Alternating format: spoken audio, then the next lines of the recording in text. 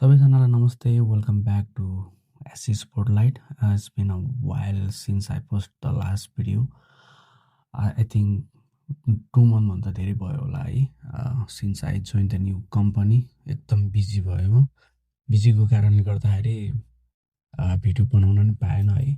तर of the camera workout त रहिरहन्थ्यो तर मन हुँदाहुँदै पनि भिडियोहरू बनाउन नपाउँदाखेरि साह्रै दुःख लाग्यो आज चाहिँ यस्तो सानो समय लिएर एउटा भिडियो बनाएको छु यो चाहिँ मेरो नयाँ जिम है यो जिम मेरो चाहिँ जिम भनौँ न मेरो बाल्कनीमा मैले एउटा सानो जिम हल बनाएको छु मेरो आफ्नो लागि पर्सनको लागि सो एज युजल जिमको प्रपर सेट त अब खासै छैन तर पनि मैले जस भनौँ न आफ्नो लागि चाहिँ एउटा डम्बेलको सहायताले सबै गरिरहेको छु so first exercise I start with chest workout guys यो चाहिँ एकदम द बेस्ट होस् गाइज है सो सुरुको हो एग्रेसिभ पनि भइन्छ सुरुमा so I have the maximum dumbbell weight तपाईँको 12 छ है इन्क्लुडिङ द डम्बेल 12 गरेर 13 केजीको छ एलबिएसमा अब हजुर आफै गर्नु कति हुन्छ 26, 27, 28 कति हुन्छ होला है एलबिएस सो सेकेन्डमा चाहिँ मेरो चेस्ट वर्कआउट चाहिँ इन्क्लाइन प्रेस रहेको छ यो चाहिँ मैले 20 रेपिटेसन 4 सेट गरेको छु अनि मैले आई ट्राई टु टेक भनौँ न अलिकति एङ्गलबाट लिने ट्राई गरेको छु मेरो स्पेस एकदमै सानो छ है सो एउटा बेन्च अनि त्यही मात्रै अट्नु गाह्रो भइरहेको छ तर I manage so the exercise मैले चाहिँ डिक्लाइन प्रेस गरेको छु है यो चाहिँ 20 रेपिटेसन 4 सेट गरेको छु यो पनि त्यसपछि मैले चाहिँ फोटोमा चाहिँ चेस्ट फ्लाइ गरेको छु गाइज हजुर हेर्नुहोस् अलिकति त्यो वाललाई छोला जस्तो गइरहेको छ तर पनि I try to manage to do the proper workout है त गाइज सो मैले चाहिँ यो 20 रेपिटेसन 4 सेट गरेको छु गाइज यसले चाहिँ तपाईँको चेस्टलाई चाहिँ अलिकति राम्रो सेफ दिनको लागि यो चाहिँ अनिवार्य गर्नु होला सो यो नर्मल्ली मैले हरेक चेस्ट वर्कआउटमा मैले एड गरेकै हुन्छ यो त्यसपछि हुन्छ मेरो चाहिँ ओभरहेड चेस्ट पुल ओभर हजुरले के भन्नुहुन्छ यसलाई यो चाहिँ मैले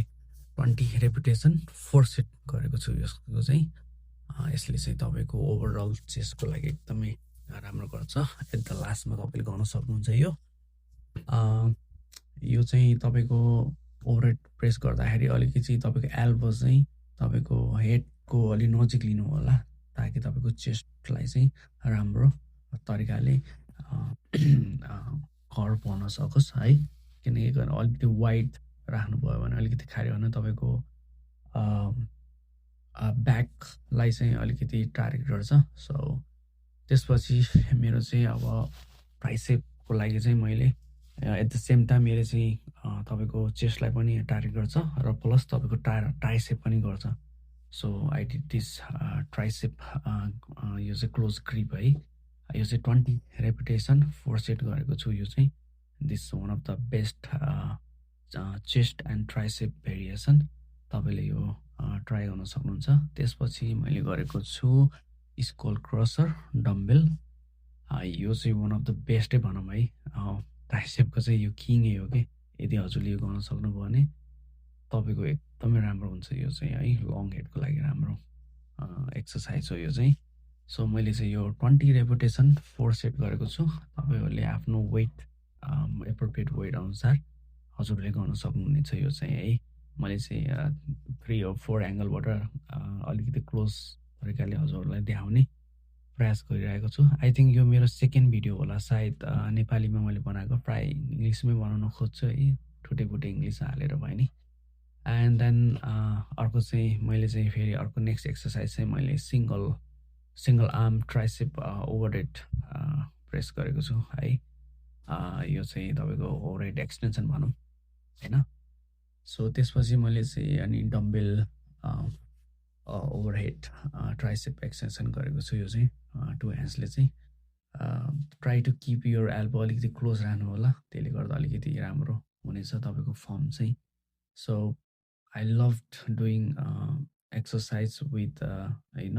चेस्ट वर्कआउटसँग। त यो चाहिँ मेरो फाइनल लुक्स। ल यस्तो भएको छ बडी है, कामले थाकेको। Thank you.